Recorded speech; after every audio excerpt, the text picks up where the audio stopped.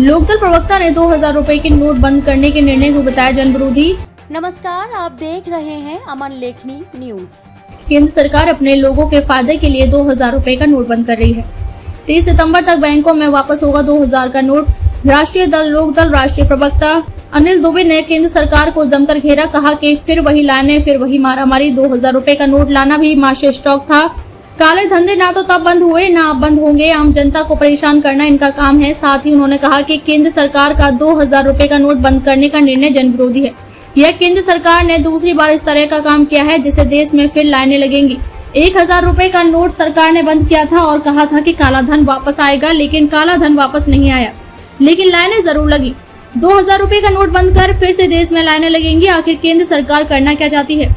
1000 रुपए का नोट बंद कर केंद्र सरकार अपने भगोड़े मित्रों को फायदा पहुंचाने का काम कर रही है। अब 2000 रुपए का नोट बंद कर अब किसको फायदा पहुंचाने का काम कर रही है? अगर 1000 रुपए के नोट की गहनता से जांच की जाए तो दूध का दूध पानी का पानी हो जाएगा कि किन लोगों को इसका फायदा पहुंचा।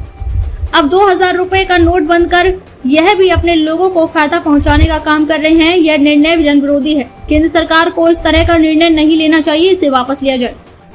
केंद्र सरकार का 2000 रुपए का नोट बंद करने का निर्णय जनविरोधी है।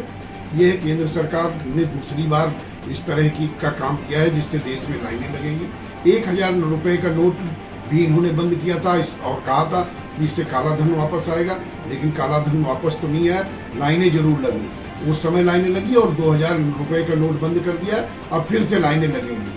आखिर में केंद्र सरकार करना क्या चाहती है? 1000 रुपए का नोट बंद किया तो अपने भगोड़े मित्रों को फायदा पहुंचाने के लिए किया। अब 2000 नोट का रुपए का नोट बंद कर लो तो इससे किसको फायदा पहुंचाने की बात हो रही है? अगर 1000 पहले की नोटबंदी की गहन रूप से जांच हो जाए तो दूध का दूध पानी का पानी हो जाएगा कि किन लोगों को उससे फायदा पहुंचा।